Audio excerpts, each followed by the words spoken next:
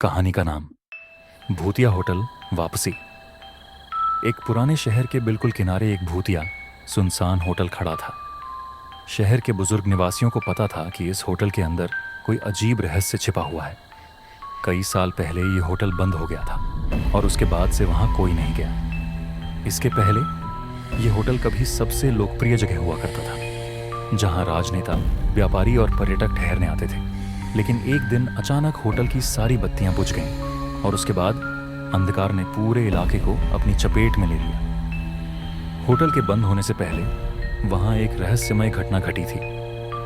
एक रात होटल के मालिक और उसका परिवार गायब हो गए। कोई नहीं जानता था कि वे कहाँ गए। न कोई निशान था, न कोई शिकायत।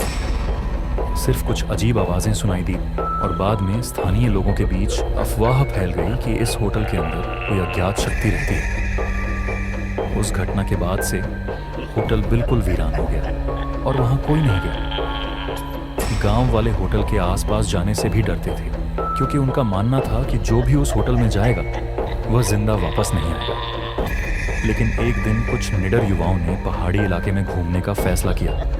वे थे राहुल, तान्या, सोहेल, मिमी और सुमी। उन्होंने मिलकर एक रोमांचक अभियान पर निकलने का निर्णय लिया, होटल के रहस्य का पता लगाने के लिए। उनमें से सोहेल इतिहास और रहस्य का प्रेमी था। वह इस होटल के बारे में काफी समय से सुन रहा था। एक दिन तान्या ने उससे कहा कि वह एक डॉक्यूमेंट्री बनाना चाहती है, जिसमें होटल के इतिहास और इसके रहस्य को उजागर किया जाएगा। सोहेल ने तान्या के प्रस्ताव को मान लिया और वे सब मिलकर होटल जाने का प्लान करने लगे। मिमी और सुमी इस योजना को लेकर बहुत उत्साहित थीं, लेकिन राहुल थोड़ा झिझक रहा था। वह होटल में जाकर किसी अजीब स्थिति का सामना नहीं करना चाहता था। लेकिन सोहेल ने उसे हिम्मत दी और कहा, रहस्य को केवल वही समझ सकता है जो साहसी हो। तान्या अपने साथ कैमरा लाई थी, क्योंकि वह पूरी घटना को रिकॉर्ड करना चाहती थी। वे जब होटल के पास पहुंचे तो सूरज लगभग डूबने वाला था। गांव से लगभग 1 किलोमीटर दूर पहाड़ी की तलहटी में खड़ा यह पुराना होटल पूरी तरह से शांत था। सब कुछ इतना खामोश था जैसे कोई सिंफनी रुक गई हो। लेकिन इस खामोशी में एक अजीब सा डर महसूस हो रहा था। होटल की दीवारें सफेद, लेकिन कई जगह टूट फूट चुकी थी और उनमें से ठंडी हवा बह रही थी। तान्या ने थोड़ा घबराते हुए कहा, यह अजीब है, लेकिन मुझे यकीन है कि हमें यहाँ कुछ बड़ा मिलेगा।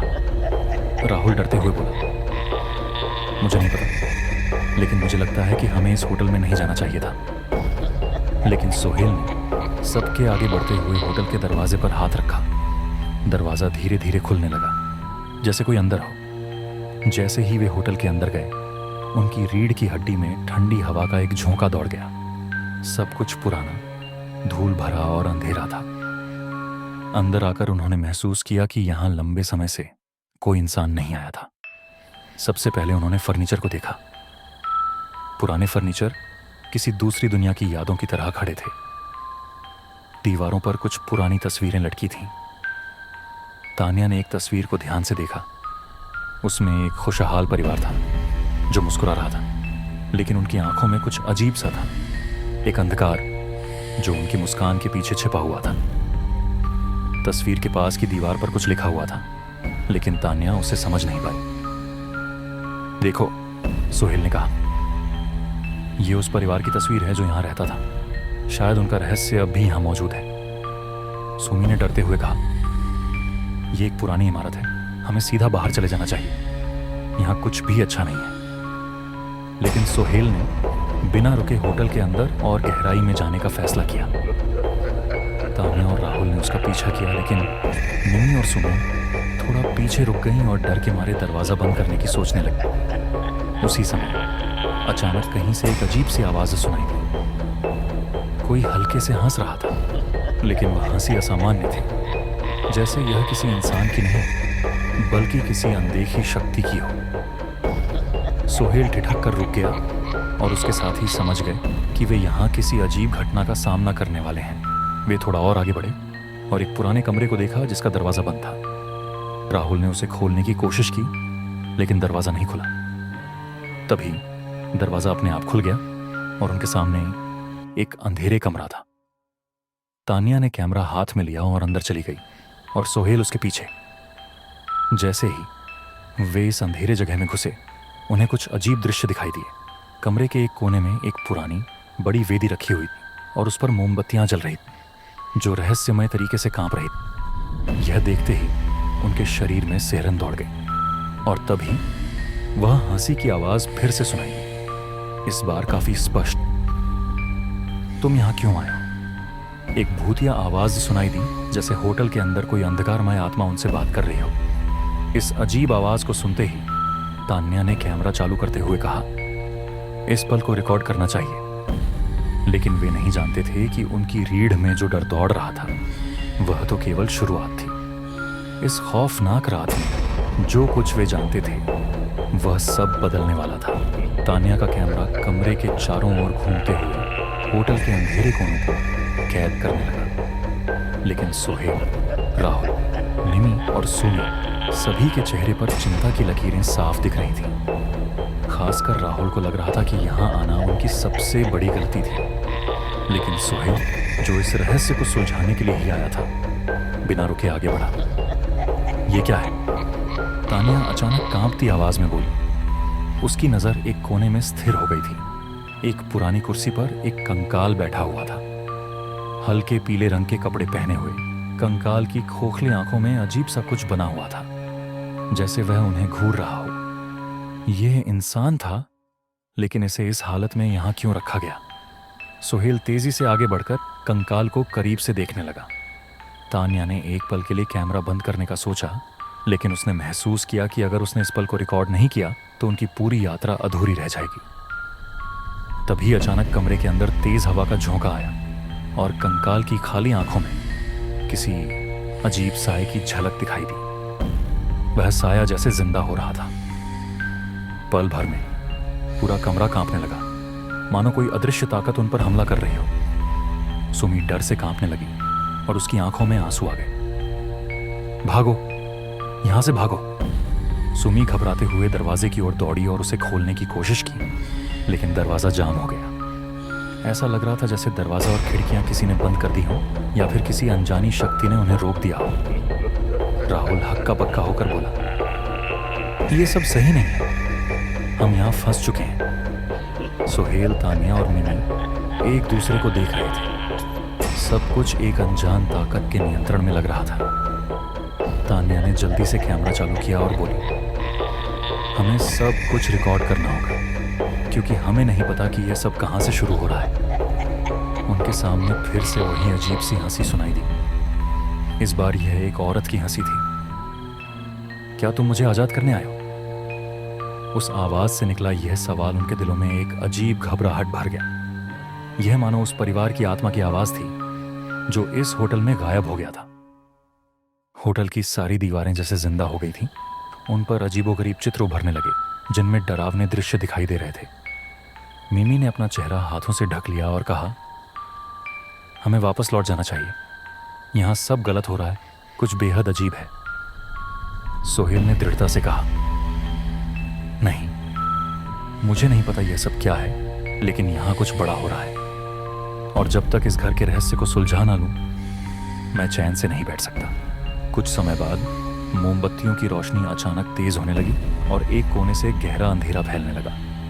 सोहेल और तान्या उस अंधेरे की ओर बढ़े और राहुल भी उनके पीछे पीछे चल पड़ा। तभी उस गहरे अंधकार के बीच से एक अजीब सी आकृति उभरने लगी। वो एक भूतिया साया था, एक आदमी की आत्मा। उसका चेहरा धीरे धीरे सड़ रहा था और उसकी आंखों में ऐसी गहराई थी जो किसी को भी डराने के लिए काफी थी। मैं तुम्हारा इंतजार कर रहा था, उस भूत ने गहरी आवाज में कहा। तान्या और सोहेल चौंक कर एक दूसरे की ओर देखने लगे, लेकिन वे किसी भी तरह वापस जाने में असमर्थ थे। तब तान्या भूत की आंखों में देखते हुए कांपती आवाज में बोली, तुम कौन हो और हमें यहाँ क्यों रोका हुआ है? भूत के चेहरे पर एक भयानक मुस्कान उभरी और वह बोलने लगा, अगर तुम जानते होते तो कभी यहाँ नहीं आते। सोहेल ने कांपते हुए पूछा, क्या हम तुम्हारे परिवार को ढूंढ सकते हैं? भूत की आंखों में गहरा दुख झलकने लगा। वह धीरे धीरे बोला, मेरा परिवार जा चुका है, लेकिन उनकी आत्माएं अभी भी यहीं फंसी हुई हैं। उन्हें मुक्त करने का एकमात्र उपाय तुम हो, लेकिन अगर तुम असफल रहे तो तुम्हारा भी यही हाल होगा। वे सभी डर के मारे समझने लगे कि ये होटल कोई साधारण जगह नहीं है। यहाँ कुछ है, एक भूत या ताकत जो उन्हें छोड़ने वाली नहीं। भूत की आवाज़ के साथ साथ अब और भी आत्माओं की आवाज़ें सुनाई देने लगीं। हम यहीं हैं, हमें मुक्त करो।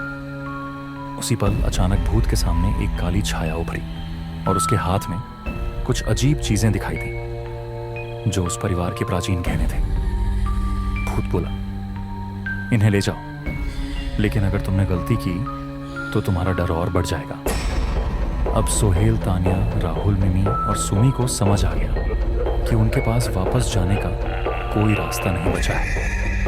अगर उन्हें इस होटल से बचना है तो उन्हें इस परिवार के रहस्य को सुलझाना ही होगा। भूत ने अचानक अपने हाथों में पकड़े प्राचीन गहने उनकी ओर बढ़ा दिए।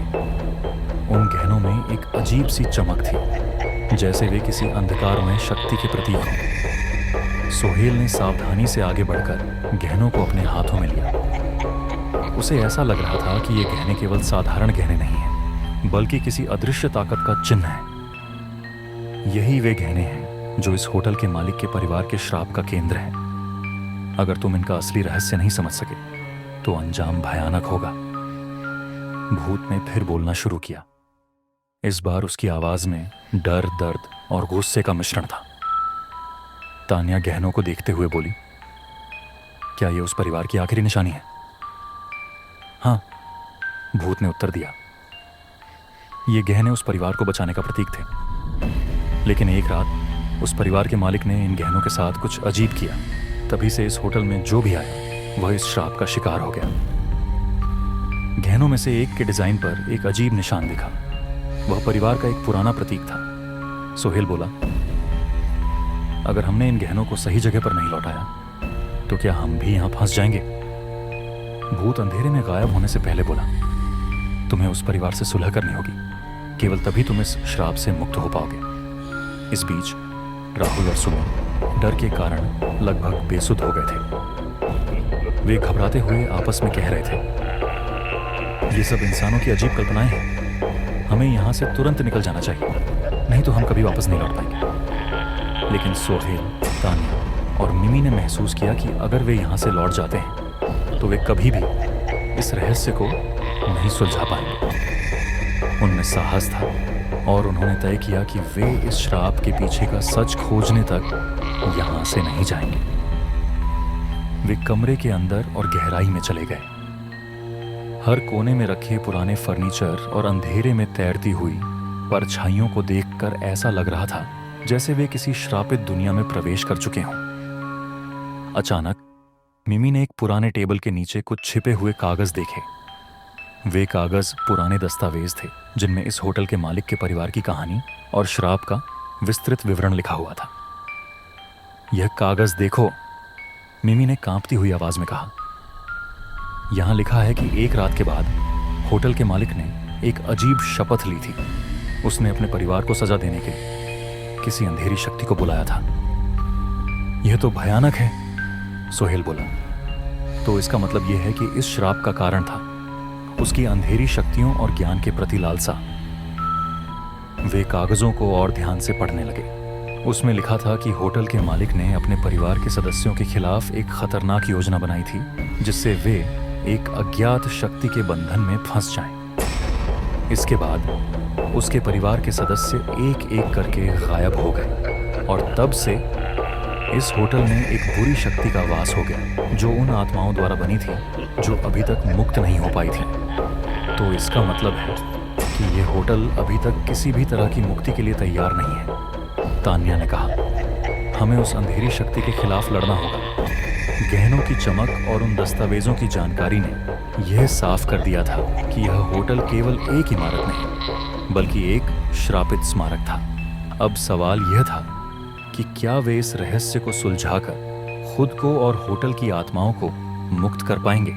इस नई जानकारी के बाद उन्होंने समझ लिया कि केवल गहने वापस कर देने से कुछ नहीं होगा। उन्हें होटल का श्राप दूर करने के लिए उस परिवार की आत्माओं को शांति देनी होगी। लेकिन ऐसा करने के लिए उन्हें पहले उन आत्माओं से संपर्क करना होगा जो अभी भी इस होटल के चारों ओर भटक रही थीं।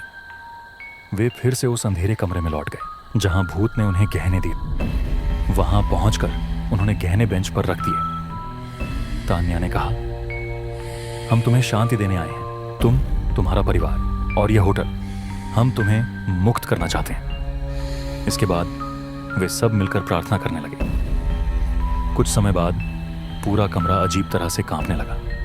गहनों के चारों ओर एक प्रकाश दिखाई देने लगा और अचानक एक काली शक्ति धीरे धीरे टूटने लगी। जैसे जैसे यह शक्ति खत्म हो रही थी, उनके सामने परिवार की आत्माएं धीरे धीरे प्रकट होने लगी। एक एक करके उन आत्माओं ने उनके सामने झुककर अपनी मुक्ति की स्वीकृति की। वे शांतिपूर्ण भाव से आकाश की ओर बढ़ने लगे। ऐसा लग रहा था जैसे वे लंबे समय के बाद अपने दुख और पीड़ा से आजाद हो रही थी।